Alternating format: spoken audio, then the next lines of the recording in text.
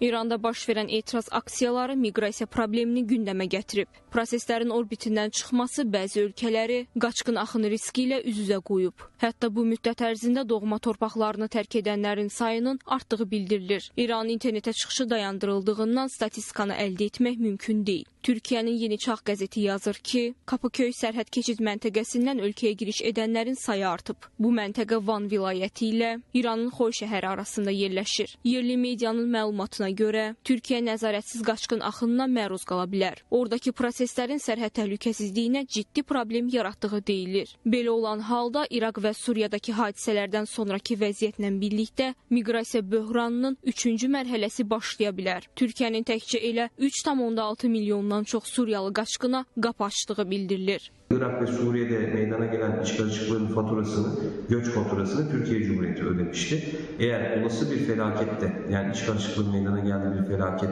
vuku bulursa, burada sadece Türkiye'ye göç tehdidi değil, Doğu illerimizde uyuşturucu, silah kaçakçılığı veya insan kaçakçılığı gibi uluslararası hukuka aykırı suç unsurlarının da meydana gelmesi muhtemel. Türkiye'nin önümüzdeki günlerde göç dalgasına karşı bir kriz masası oluşturması kararını beklemekte mümkün. Köç axınına məruz qala biləcək ölkələrdən biri də Azərbaycandır. İranda 40 milyondan çox soydaşımız yaşayır. Həmçinin etiraz dalğası Cənubi Azərbaycanda bürüyüb. Lakin İrandan qaçqın axını regionu təhlükə altında qoya bilər. Həm təhlükəsizlik, həm də iqtisadi baxımdan. Qeyd etmək lazımdır ki, hazırda Azərbaycanın quru sərhədləri bağlıdır. Sözsüz ki, onlar həmvətənlərimizdir. Biz onları qucaq açmalıyıq. Amma Azərbaycan İranla müqayisədə kiçik bir ölkədir. Azərbaycanın əhalisi 10 milyon, bizim orada 50 milyona yaxın soydaşımız yaşayır. Əgər təxminən 1 milyon, 2 milyon adam Azərbaycana gəlsə, bu Azərbaycan üçün də iqtisadi baxımdan çox böyük fəlakətlər yarada bilər. Burada qiymət artımı baş verə bilər, kirayə haqları arta bilər, ərzaq çatışmamazlığı ola bilər. Ona görə ölkənin resursları 10 milyon üçün hesablanıb, birdən-birə əhalinin 2 milyon artması sözsüz ki, bu Azərbaycana yaxşı vəd etmir. İranda ixtişaşların davam edəcəyi təqdirdə etnik qrupların ölkəni tərk etmələrinin qaçılmaz olduğu bildirilir. Ekspertlərin fikrincə, Azərbaycan və Türkiyə bu siyahının ilk sıralarındadır. Zaman-zaman Cənubi Azərbaycanlıların təhsil almaq və işləmək üçün adı çəkilən ölkələrə köç etdikləri məlumdur.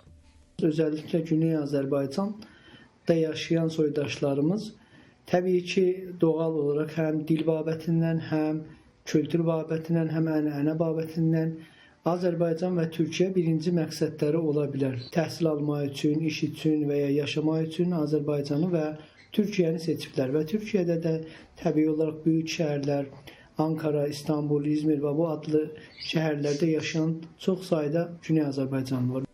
1979-cu ildə inqilab zamanı İranda milyonlarla insan ölkəni tərk edib. Onların mühacirət və sığınacaq axtarmaq məqsədi ilə getdikləri bildirilir. Ehtimallara görə təxminən 3-5 milyon İranlı şah rejiminin devrilməsindən sonra ölkədən qaçıb. Miqrantların əsasən Amerika Birləşmiş Ştatlarına sığındıqları deyilir. Kanada, Almaniya, Fransa, İsveç kimi ölkələrə Cənubi Azərbaycanlılar da daxil olmaqla bir çox İran vətəndaşı miqrasiya edib. Ölkədəki Yəhudi icması da inqilabdan sonra böyük şəkildə İsrailə köçüb. Bəzi İranlılar Küveyt, Birləşmiş Ərəb Əmirlikləri, Türkiyə kimi ölkələrə sığınıblar. Türkiyə onlar üçün tranzit və daimi məskunlaşma məqsədi ilə böyük marşrut olub.